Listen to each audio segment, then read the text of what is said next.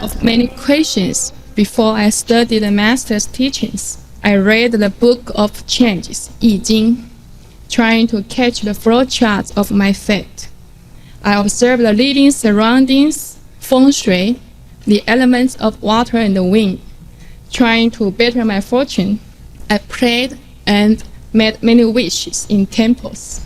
However, all the efforts were in vain. I was finally tired of those useless philosophy, obsolete doctrines, and miracle stories. I wanted to have something real that I can see and I can hear myself. Last spring, Supreme Master Qinghai helped me open my inborn enlightenment. Since then, everything around me has changed. In fact, nothing around me has changed. I changed my perspective of life. Every morning, I feel happier than yesterday. The Supreme Master Qinghai has helped thousands of people recognize that the truth, the enlightenment, is tangible, is real, and we can use it in our daily lives. I believe that you also have lots of questions. Please get a piece of paper and write down any questions concerning your beliefs. Master will reserve some time to answer your doubts. Ladies and gentlemen, please help me welcome Supreme Master Qinghai. Thank you.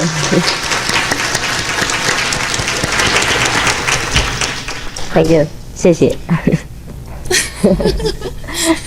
That was very nice. Thank you. Finished? Yes. Oh, okay. It's your turn. Now it's my turn. And I hope the ladies and gentlemen will understand my somehow broken English. Every day for many years I spoke Chinese, and even up to the last minute Chinese was driving a car, Chinese food, Chinese conversation. I was in the car, I was wondering if any English will come by when I go to the stage. I was a little bit not really nervous, afraid that my English would die somewhere. But we will try it together with your blessing. Every one of us has a great blessing. The blessing flows out from our sincerity. That's what we call God's blessing. God's blessing is human's blessing. God resides within us. So with your sincerity and your devoted attention, my English probably will improve each minute. So my very dear friends and good brothers and sisters, it is the first time that we see each other. But I believe we have a lot of affinities in the past. According to Buddhism and even Catholicism, we believe there is a life after life. We believe there are many so-called cause and conditions. Whatever happens today is the fruit of what happened in the past. That is the law of cause and retribution. What we call karma in Sanskrit. Karma just means whatever you sow, the same you shall reap in Christian terminology. You understand my English? Yeah, it's okay? Oh, you're very kind. Then I will get encouraged. I'm so happy. I'm so happy that you, the ladies and gentlemen of a very busy society and very high standard civilization, would save a little bit of your very valuable time and even come here to listen to a stranger coming from a strange land. I'm so happy. It means God's blessing is with us. I'm surely doing something well. All of you are probably expecting me to say something more than just a politeness and how are you and weather is fine. So I will get right to the point, not let you wait too long.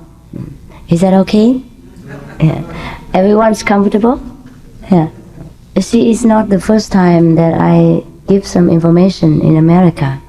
But before, it wasn't very publicized, just in New York, in a small group of people. But anyhow, I was thinking, if we have some good things, then we are obliged. We have the duty to share it with our fellow beings, with our friends and brothers and sisters, whether they accept it or not. That is their full right. But I have the duty to proclaim it, to introduce it, and then let our brothers and sisters make the choice. Therefore, I feel bound enough to come and share with you this joyous occasion. It's a blessing from heaven, or from whatever the mightiest power that you might name it. In different countries, we call this power by different names. In Chinese, they call this Tao. In Sanskrit, they call it Buddha nature. In other schools, they call it Chan or Zen. In Christianity, they call it God's blessing or heaven. But where is this heaven? We look in the Bible and it says, heaven is within us. I mean, in our heart. But if we operate on our heart, would we find any heaven? No, that's true. Yeah, we have, some people have heart attack and something like that, and we open it and see nothing inside. So there must be something else besides this physical heart. So actually, the ancient people, when they say heart, they mean our wisdom, our thinking. It's not this physical one. So how is it that the wisdom would be called heaven? Because if we have this wisdom, we feel we are in heaven. We feel so happy, so satisfied. Today, while driving to San Francisco, we live in San Jose at the moment, at my disciple's house, and she drove me here. We were talking on the way. She was telling me that since initiation, after learning the method from me, then she was practicing not quite very diligently, just off and on. Yeah. And then I asked her, have you acquired any blessing, meaning any satisfaction? She said, yes, definitely. Inside, I feel so satisfied and so joyous. But outside, there are some people who do not understand. She cannot use the language to express her own inner joy. Therefore, it's kind of creating some misunderstanding, because the language is not enough, it's not sufficient to describe this kind of inside joy. It's a heavenly blessing. Because the word of heaven and the word of ours are different, because they're different spheres. It's just like the word of animal people and the word of humans are different. Even though we are living in the same world, animal people and us sometimes are living in very close contact. But the animal people will not understand us very well, and we do not understand the animal people. Of course, there are some animal people who are almost like humans, like the dog, the cat people, or the horse people. Sometimes they can feel almost like how human beings feel, and they can respond in a very humanly way. And we seem to establish that between the man and the pet person, there is some kind of a very, very close affection, no? Yeah. And we think we understand each other. Even then, there is still a big gap between a man and the animal people. Similarly, there are some human beings who have super knowledge and what we call supra intelligence, great intelligence. And even though from the outside they look exactly like us, inwardly they are not the same. And that's why sometimes if we reach such height in intelligence, we cannot express it to the other ones who are in a lesser degree of intelligence. Is my English still clear? It's okay? Yeah? Thank you so much for your kind support. I don't know how many 10 years since I use English. Since I left England, I hardly use English. Even in Germany, I would speak the German language. So since then, I think it's been about 10 more years now. I'm so glad to exercise my tongue again. I love to speak English. Yeah. I just have no chance, and I was so afraid today I might not express myself very well. So now we come back again to our topic. Why is there such a difference between human beings? We can see very well for ourselves. In our daily life, we meet different kinds of people. Yeah. For example, the scientists, they are a little bit more intelligent than the average people. We expect so. Even though from the outward appearance, they look exactly like us. You cannot tell at first glance who is the scientist and who is the physician, or who is the lawyer, who is the president, for example. Of course, the president we can tell right away. I'm sorry, I make mistake because he's too famous. Or the television is broadcast his face and we all know. But I mean, for the ordinary, intelligent man, we cannot tell right away. Is it not so? Yeah. Now, this kind of intelligence we can acquire for ourselves. Just like we learn to become a scientist, and we learn to become a doctor, or a lawyer, or some kind of more specific, intelligent people. For example, when we were young, we had no knowledge. We could not read nor write. And then, slowly, by learning, we knew how to do it. And then we learned many things by the way. Now, the same thing, we can acquire greater knowledge, what we call supra-wisdom. What we call wisdom. It's not a human so-called intelligence, but it is cosmos wisdom.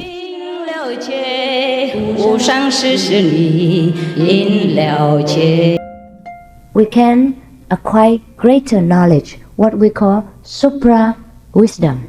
What we call wisdom. It's not a human so-called intelligence, but a cosmos wisdom. This is something not very mysterious and not very difficult to acquire. I was so surprised. After I acquired it, I was so surprised that it is so easy. It's kind of what the Americans say, know-how only. Know-how. It's the same like every science, every work, every specialty. It's like learning how to build a bridge or learning how to make an aeroplane. 100 years ago, it would have been impossible to think that one could fly from America to Taiwan just 10 or so hours or 20 hours, then you are right. 100 or so years ago, it would have been impossible to even imagine. Isn't that not so? Yes. And now, with the development of science, everybody takes it for granted. It's no problem. Today, to sit on an airplane is like to sit in a taxi. It's just a little bit longer distance, that's all. Now, we may enter in a different era, and even a higher scientific civilization. We can transcend the space limit and even the dimensions limit, the word dimension. Up to now, we learn to know only, I think, the third dimension. Is that not so? If I say something wrong, please correct me. I'm still very young, may make mistake. But there are some ways to know the fourth, the fifth, the sixth, the 10th dimensions, etc. If we only know how. This kind of transcendental way we can acquire through our own effort by the help of someone who has already known the way. And that is very easy to understand, no? It's just like if you want to become a doctor, then you go and find a doctor and find a medical school and learn with those who are specialized in the field. And then after some time, some years, you become a doctor. Simple as that. And now, these are the science of the world, what we call earthly sciences, like to make aircraft, to make spaceships, to make cars. Auto, is it English? Yes. Yeah, because some English, French, and German words are similar, so I'm wondering what I'm speaking. See, I have friends of all nations, and sometimes I would mix up language. The best thing is that we learn the Quantum method, the enlightening method, and then we don't need all this complication. We can communicate from within. And from America, you know what the people in Taiwan need, and you know how to help them. And that's why many people are interested in becoming enlightened. Inside of us, we have great wisdom, great power. And this is what we call Christ power, or God power, or Buddha nature. It's the same thing, just different countries name it differently. I'm glad that you have no discrimination in your mind and that you have come to listen to me. It means your heart is very broad, yeah, and it's easy to communicate. If someone just clings to one religion or another, it makes it difficult for me to communicate. Those who come here, it means somehow that you are very open-minded. Yeah. So I feel very relaxed and feel very close to you somehow, very close. I don't know how you feel. Is it close or not close? Huh? Is there anything very close? Yes? Oh, I'm so happy. And that is good. That means we have something in the heart, some affinity. Yeah. So then we go further. What makes Jesus so great? What makes Buddha so famous? What makes Lao Tzu, Zhuang Tzu, Kong Tzu so famous up till now? It is the power that they have acquired. We all have this power, I may inform you. My information doesn't give you this power. My information doesn't make you great. It is you who are already great. It is that you do not know. It's you forgot to use it. So I have the honor to inform you. Maybe you remember it, or maybe not. But it is my duty to inform you. Because since I have found it, I cannot long for anything else in this world. I am free from any desire. So I think some of you out there in the world would long to have the same kind of joy, the same kind of complete fulfillment of satisfaction, that we have no longer this kind of struggle. I don't know what is missing. I want to find something. I don't know what it is. We have husbands, we have wives, we have wealth, we have money, we have position, we have everything that society can offer, but we still feel lonely. We feel something is not right. And that is because we have not found our home. We have not found this Christ power within us. We have not found heaven within our heart, or we have not found our own Buddha nature. That is what's missing. So I have found it, and I thought I must inform you that there is a way that is very easy and beautiful and costs nothing, costs no complication, no changing of any society, any environment, no shaving of the head. You don't have a look at my head. You don't need to do it. You don't need to do it. You still can find the same power. But I already shaved, so I continue to shave. Just to show you that we don't need to change anything. Whatever we are, we stay like that. Maybe tomorrow I will feel like and I might grow my hair. That makes no difference to me or you or the Buddha nature inside. Jesus found this power. Therefore he was so great. He could heal the sick. He could open the wisdom eye. He could take people back to his Father. Therefore he was great. Buddha found his power. That's why he was a Buddha, a well-honored one, the most honorable among human beings and gods. I don't mean the greatest God, the Almighty. I mean the small gods, the devas. There are great gods and small gods. So he was greatest among gods and men. because he had found this power. Confucius and Lao Tzu, they all found this power, and many countless more beings have found this power, and they became great. Whether they are famous or not famous, it makes no difference. They found it, and that's it. And that makes them happy. That makes them joyous and mighty. We are human. Every religion would tell us humans are the best kind of beings that we can get. Even the angels have to bow to human beings. God says so. When God made human beings, He has told the angels they had to bow to us. And then 1 or 2 did not bow. So God punished them and sent them to hell. That was Satan, the one with the 2 horns and ugly looking. I have never met him, so actually my description is it's not very dependable. I can only tell you about God, how beautiful He is.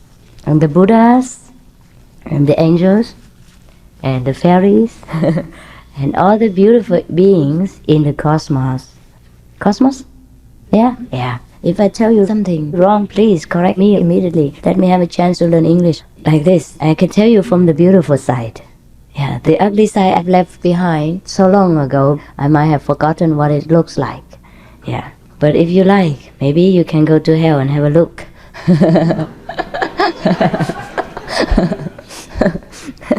Actually, when we practice this path of truth, we can't even go to hell, but as a visitor.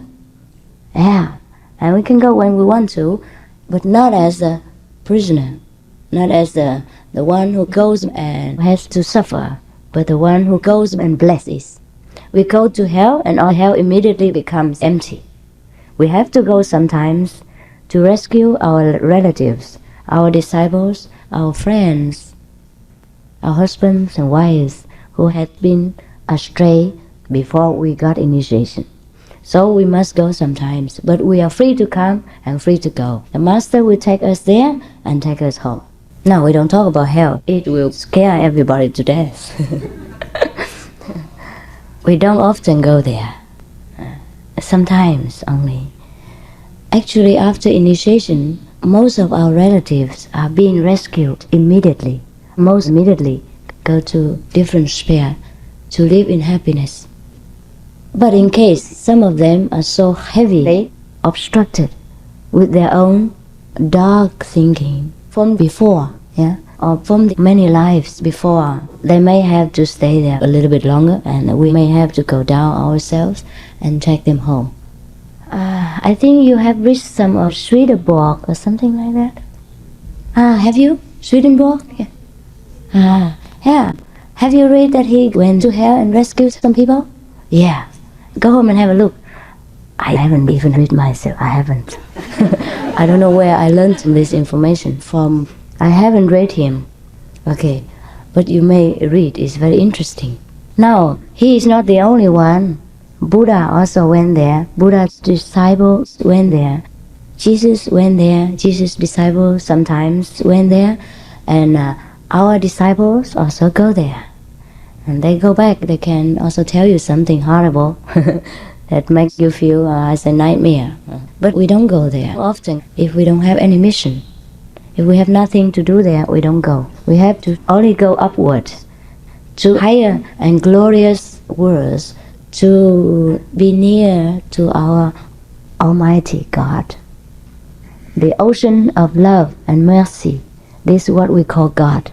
He is not a being, although he might manifest himself sometimes as a kind of a being to let us feel close to him, touch him, and communicate with him. But otherwise, he is only an ocean of love and mercy and of bliss, blessing, and compassion.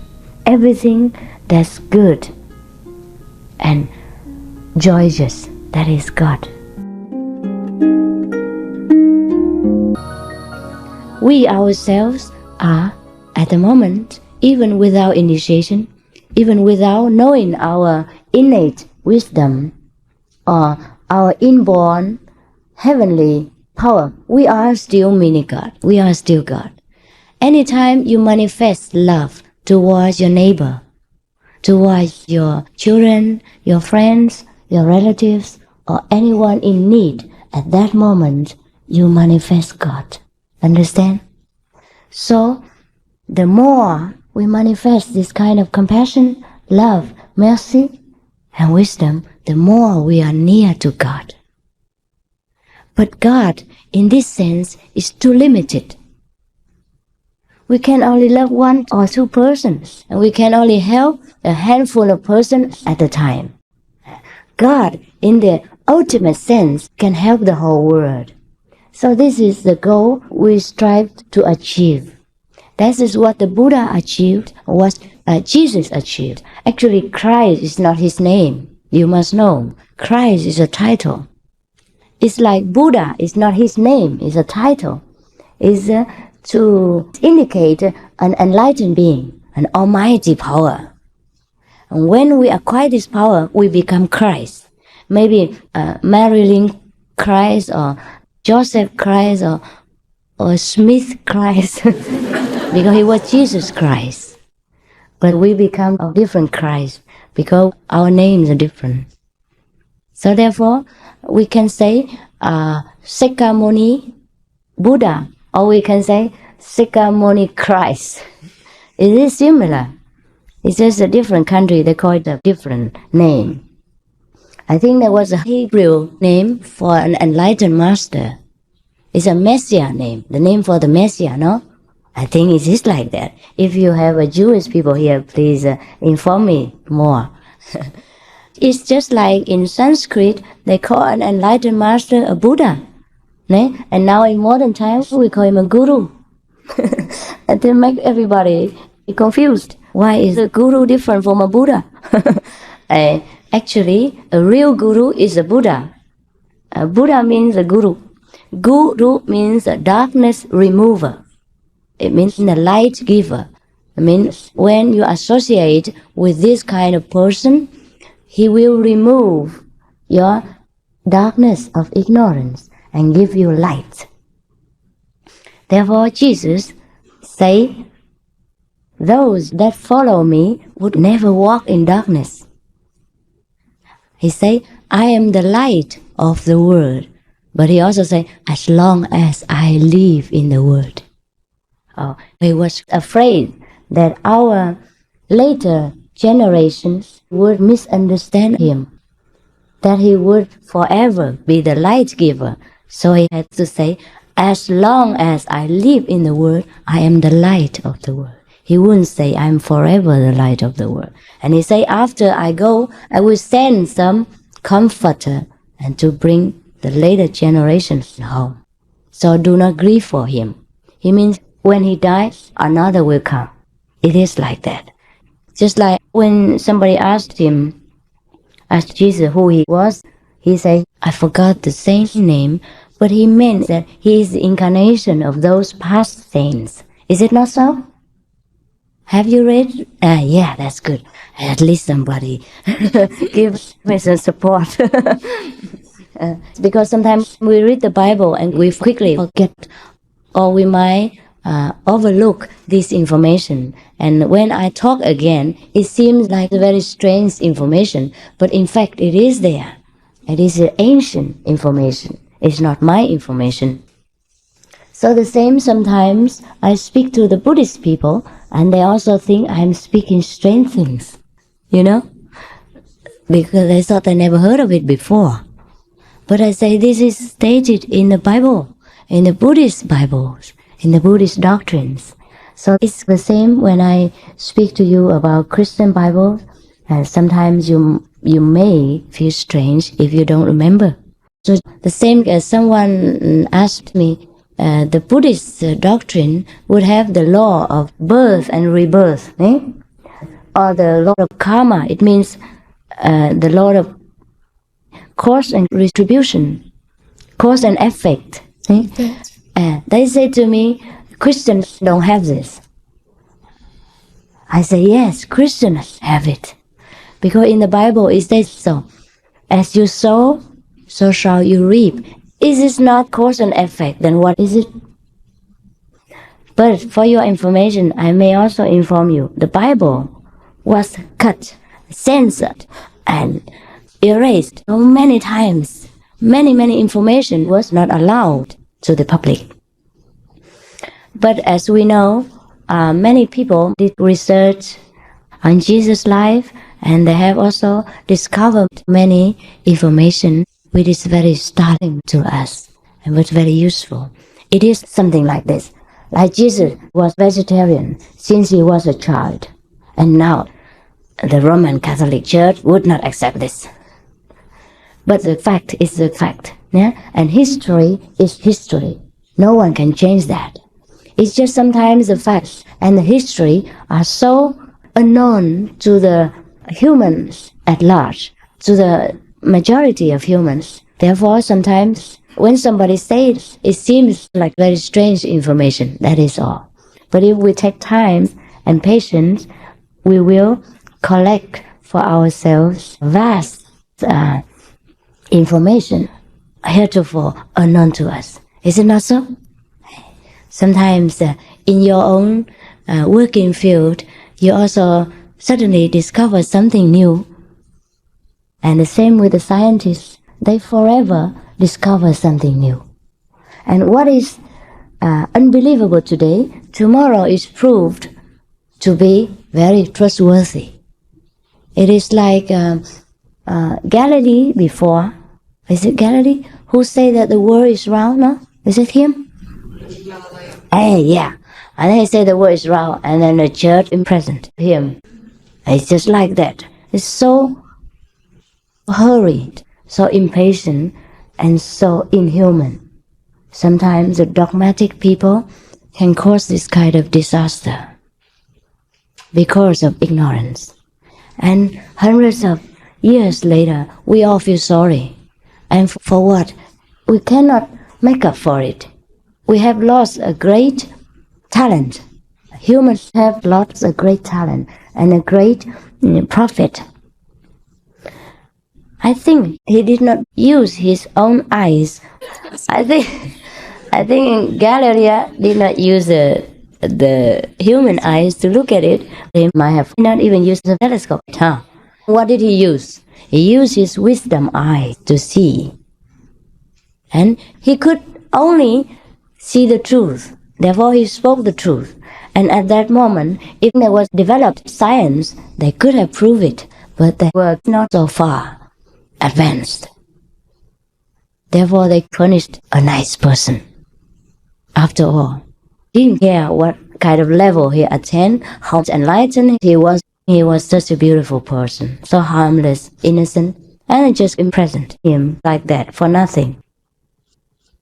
Now, these people are those that acquire their inner wisdom, like Jesus, like Buddha. They were so ahead of their time that people couldn't stand them. We can just say it that way. Therefore, when Buddha was alive, he knew everybody worshipped him. There were many people tried to harm him and tried to kill him and tried to disparage him, tried to blacken his name. When Jesus was alive, of course many people worshipped him, but there were many people harmed him and tried all kinds of tricks to kill him. Even though the church knew that Jesus was innocent, he was still powerless against these wicked people. Similarly, Galileo, he was also so great a person, a prophet of the time. He was so far advanced. Therefore, people could not catch up with him and did not understand his ideas and his wisdom. So therefore, we see science is not always up to date. Now what we should do is to follow our own wisdom. Most of the scientists, their brains are in very active use. They use a lot of their brain, more than the average person does. Therefore, they discover and invent so many apparatus They can invent many things to add to our comfort. But what they use is even just a little bit of the wisdom that our Father God has given us since the day of our birth.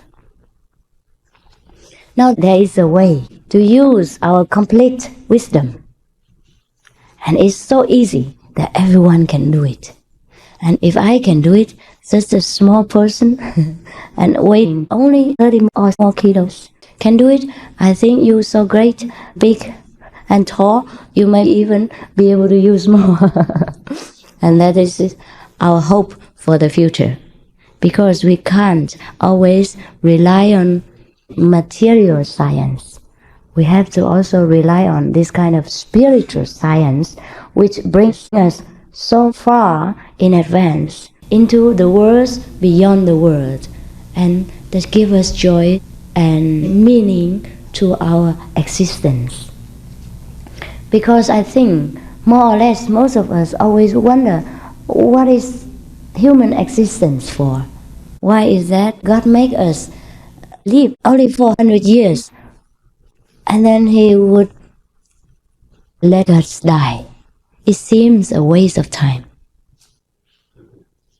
Imagine if we lived longer, a few hundred years, a few thousand years, we would accomplish more, no? Yes, truly it is so. There is a way to live longer. But we do not live longer in this body. We have to live longer in a different body. There are some bodies that can endure several hundred years. There are some bodies that can endure several thousand years. There are some kind of bodies that can endure several millions of years. And there is a body that can live forever. And that body is a wisdom body. And we have to use a wisdom method to achieve it. Just like we use a medical method to achieve a medical doctorate degree. And we use a wisdom method to achieve our wisdom body. With this wisdom body, we fear no fire, no water, no disaster of any kind, and we feel no pain of anything. I have no words in the human language which I can think of to truly convey to you, my brothers and sisters, this greatness of our wisdom, of our Christ power inborn within us, what we call the heavens within. Lo and behold, the heaven is within you. Everybody says it like that, and everybody knows that. But if you ask them, what is heaven? And where is it within? And what does that heaven do to me when I carry it around 24 hours every day? What could it do for me? What is its use to me? What is the use of that heaven within me, that I'm every day miserable, struggling in this meaningless world, and I have to deal with all kinds of vexations and jealousies and all kinds of, from inside and outside, bad influence. And then what is the use of you talking to me about this heaven? Yes, I would agree with you. It's no use. Only if we know it, we possess it, we make use of it, then it begins to become useful. Otherwise, you can carry it 100, 1,000, 1,000,000, or billions of years, and it makes you nothing more than just a human, a worm, or a lion, or a tiger, be what you may. Only if we know it, we possess it, we make use of it, then it begins to become useful. Otherwise, you can carry it 100, 1,000, 1,000,000, or billions of years, and it makes you nothing more than just a human, a worm, a lion, or a tiger person, be what you may. It is like that we have to know this heaven, that I have to come all this way to inform you that you may know your own treasure. Whether you believe me or not, I just rely on your wisdom. But it is easy to believe because one has the proof. After one gets the initiation, immediately one has proof. And every day more proof. Every minute more proof. Every second you live in a different world, in a different mental outlook. The world doesn't change. My friend just said to you, the environment didn't change, she changed. Yes, because we cannot change the world. Doesn't matter how advanced we are in civilization, doesn't matter how much material comfort we have, we all feel the same misery. Isn't that so? We still have to deal with our vexation. And this vexation money cannot remove. Happiness, money cannot buy. Therefore, we read newspapers, we see on television so many millionaires commit suicide. So many great persons cannot bear the burden of this world, and they end their life tragically. It is because they forgot their everlasting treasure. They rely on the ephemeral treasure. Therefore Jesus say, lay not your treasure on earth, where the moth and rust can corrupt, but lay your treasure in heaven, where it is forever lasting. He means find your own treasure, the everlasting treasure. Then you can always draw from the source and it will always supply. Therefore, this is infinite blessing. I say again and again, I have no words to so-called advertise it. I can only praise it. I can only hope you believe my praise.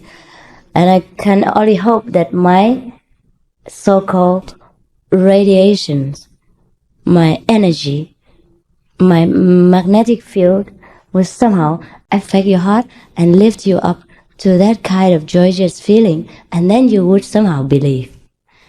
And after the initiation, you can truly know what is the meaning of my words. Now I'm only advertising for the cookies. You have not tasted, but the cookies are free of charge. Therefore, I don't know what else can I do. If you tell me to come and sweep your house to prove that I'm sincere, I would do so gladly. If you tell me to shine your shoes to prove my sincerity, my selfless service, I would do so immediately. I have no way to convey to you this great blessing which God has bestowed on me and which I have the right to distribute.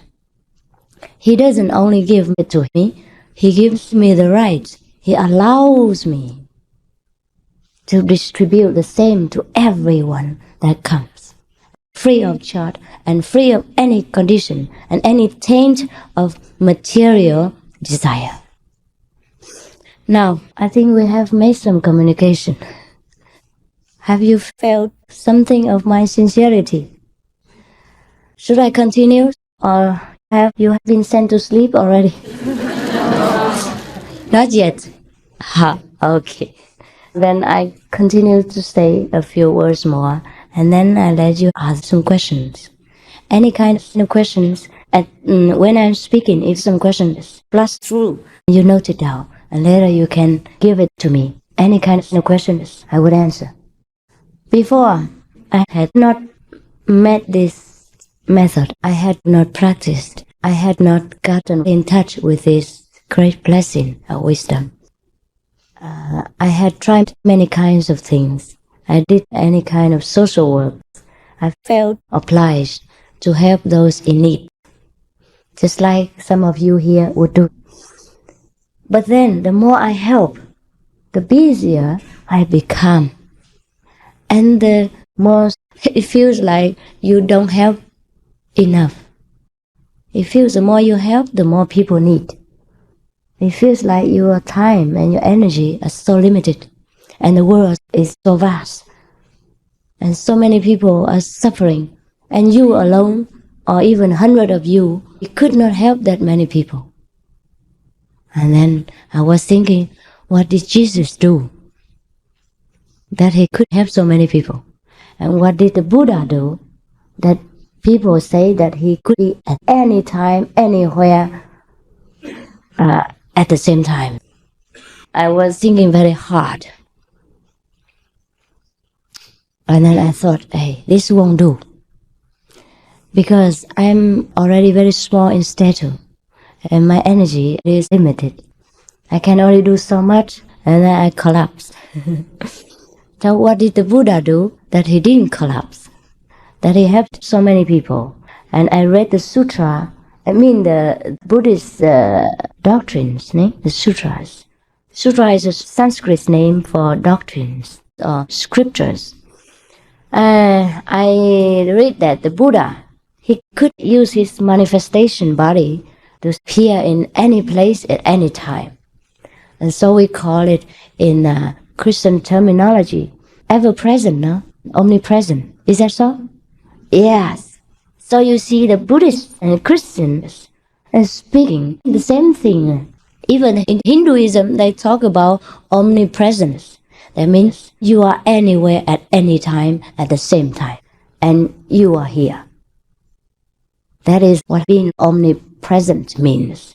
And now, can we acquire this omnipresent status? Yes, we can. Buddha can, Jesus can, and somebody else here also can. I would not mention it. Can you guess who? Yes. You can guess. I would not say it is embarrassing.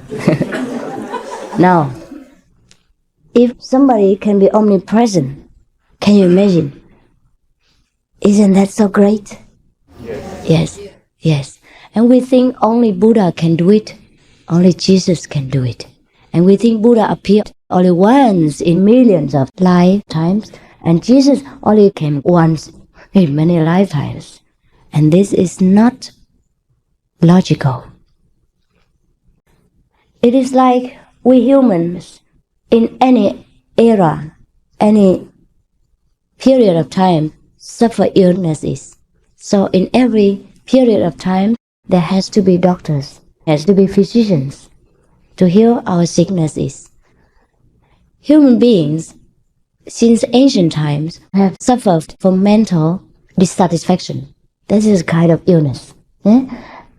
If we have an illness in our physical body, it's easy to heal. We take pills, we have an operation, we take some injections, and that's it. We are okay. But the mental suffering, no one can heal. The vexation every day that life's pressure gives us, no one can lift up. Therefore, if Jesus only offered his face, offered his blessing once in billions of lifetimes, in fact, from what the majority of people want to understand, it means he only appeared that one time and never again. And that is underestimating God's mercy.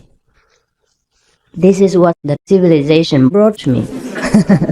It's air conditioned here. I live in Taiwan, in the countryside. And we live in open air. I live in a tent. We all live in a tent, and our temple is also a tent. We don't build temples. We don't waste money and make a lot of noise. So we live in a tent, and we live in open air every day.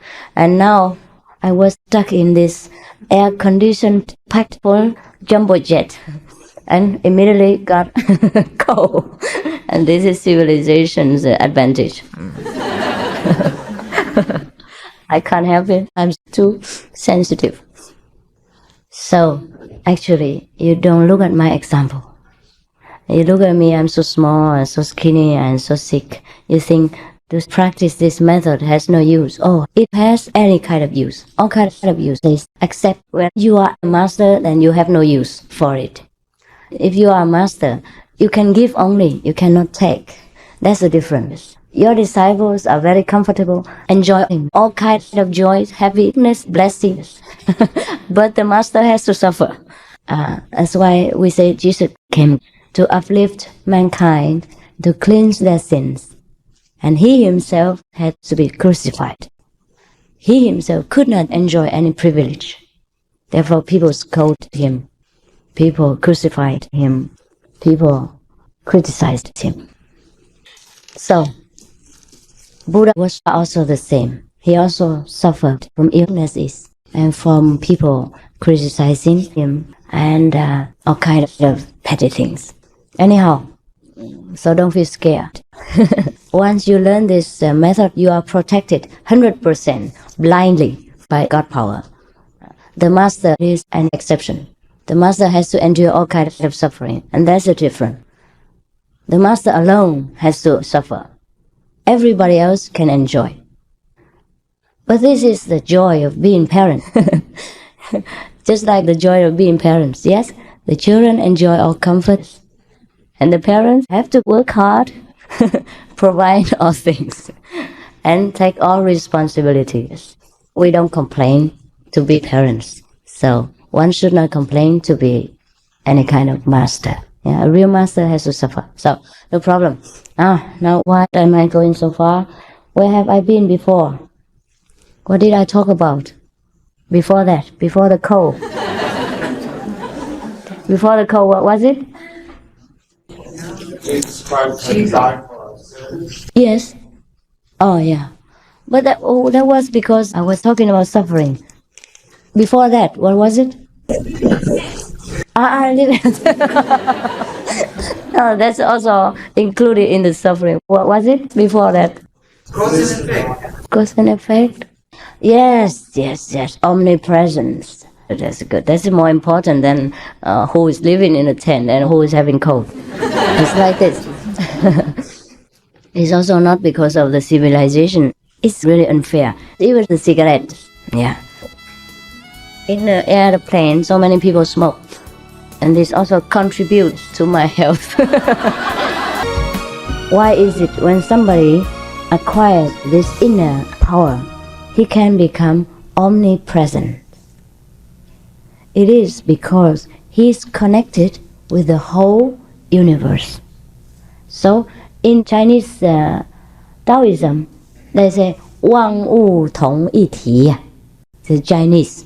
万物同一体, it means you and the universe are one. Or, as Christ put it, I and my Father are one. What does Father mean? It means the cause of the whole existence, the parent of all beings. And if you are one with the Father, he means you are one with the whole cosmos. He means like that. He achieved this state of enlightenment, of the higher level of consciousness. Now, enlightenment doesn't mean you go around with a light on your face. But it can happen. People will see you with light around if they have their wisdom eye open. Now, we see Jesus' drawings and Buddha's pictures, or the saints have halos around them. That is their light. So actually, that's exactly what it means by enlightenment, because they have light. Actually, there is light. But this light, we cannot use our normal mortal eyes to discern. We have to use the wisdom eyes, or the heaven eyes, or the God's eye, the Buddha's eye, or the Tao's eye, whatever name you call it. Yeah, Jehovah's eye. So many religions make a different name, so we are confused. Now, how to acquire this eye and how to acquire this light? This is the purpose of my coming to you tonight. I would like to share with you the simple technique to attune yourself to this God power, or Christ power, or Buddha power.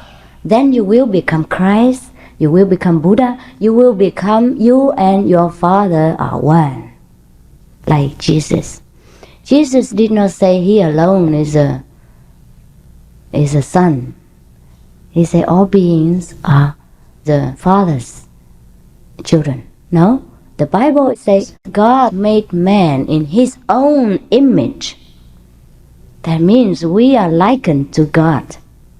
And not only Jesus, but he alone realized that, or his few disciples realized that, because he took time and practiced to discover his own great level, his own great status in the universe.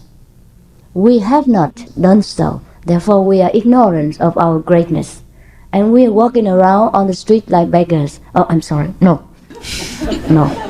I don't mean you are beggars. What I mean is, compared to your own inborn greatness, we are really beggars. We are even worse than beggars. If we know how great we are, then we feel very sorry for our previous ignorance. That's why Jesus was so diligent, running from one place to another, telling people, you are sons of God, you can be God, you can find heaven. Lo and behold, heaven is within you. You can find heaven now. And then Buddha also ran around for 49 years, kept telling people, everybody can become Buddha, everybody has Buddha nature, everybody can become Buddha. But very few people listened to him. Why is that so? Because we are so deep in our own habits, in our environmental effects, and we forgot. We cannot imagine there is anything else beyond this world. We cannot believe there is any more happiness than our money, cars, homes, husbands and wives and kids and all this. Because the world ties us down to this level of understanding. They want us to understand that, only that, nothing else. And we are busy every day, so we have no time to think. Sometimes it flashes in our minds very quickly. Hey, yes, what is it? What is this life for? What is it?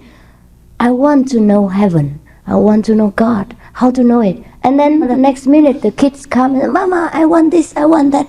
Or the husband comes and then the two of you fight, and then that's it, heaven is gone. And then the next minute you completely forget about heaven and God is thrown into the dustbin. You don't know him anymore. You only know your vexation and how to argue with your husband or your wife or tell them to shut up. and then you're so vexed, and then you go and turn on the television and then you laugh with these comedians, and then that's it. And that's our heaven. And it's just a pity we live day to day like this. And we don't need the TV to become happy. We don't need the comedians to laugh. We can laugh every day within ourselves if we know where heaven is and how to find it and how to discover it, and how to use our treasure every day. And not only we can use it, we can distribute it. Someone who knows the heaven within radiates a kind of beautiful, blessing energy around him or her, making everyone else just look at them and feel happy, feel trusting, feel assured, feel very friendly, feel very close, and feel comforted. Therefore Jesus, after he acquired this power, he could loudly and proudly say, "Come to me, all ye that are heavy laden and tired, and I will quicken you." He meant he could do that. He did not boast, he told the truth. And may I repeat that here, the same thing. Because I don't do anything different than Jesus. we have the same mission. I understand this gives you a shock.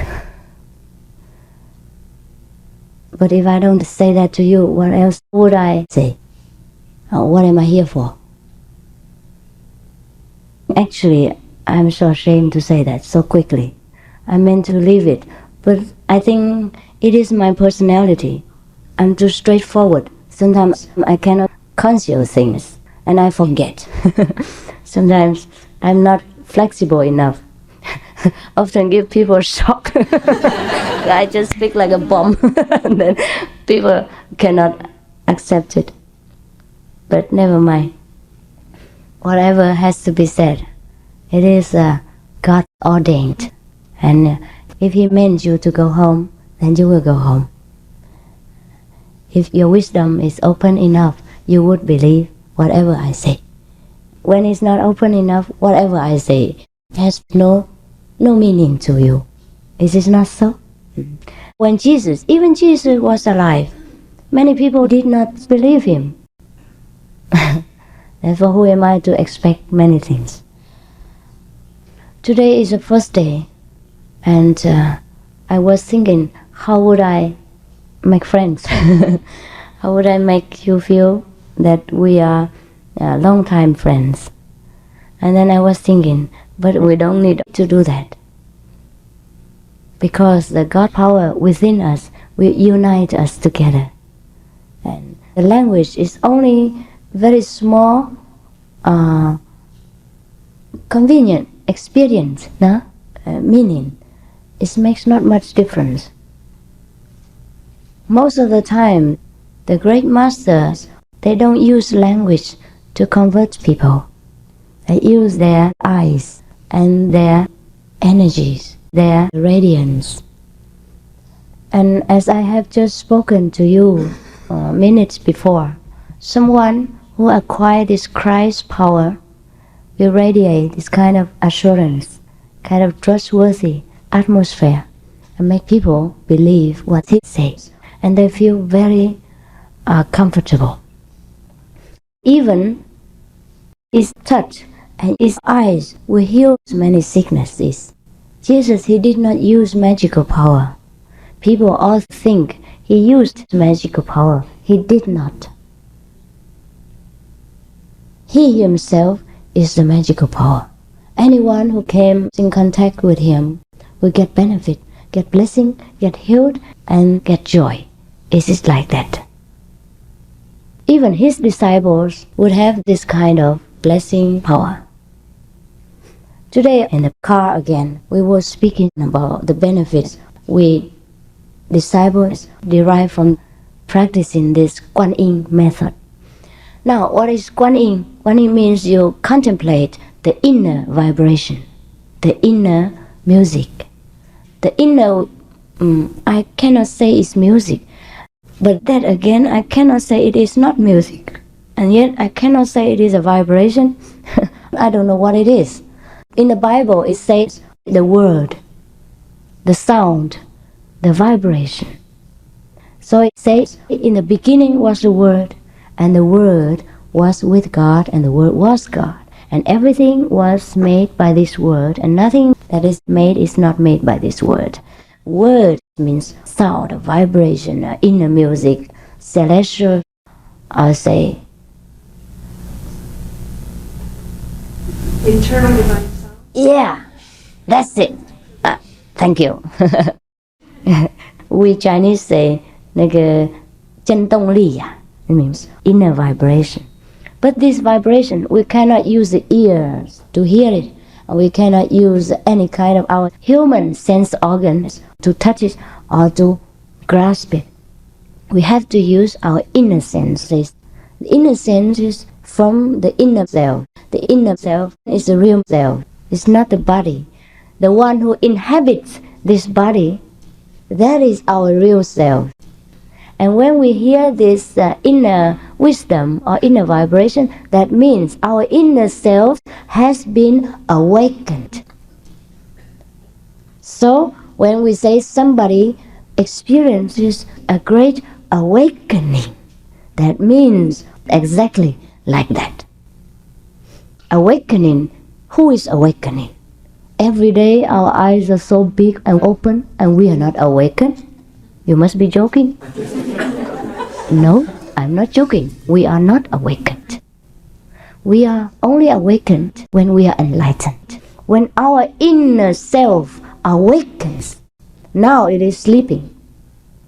Therefore we cannot experience the inner world or the blessing from God or from heaven. We are in this world. We are living, swimming, suffering in this material, physical, mortal world. So we are dead. Oh, sorry, I shocked you again.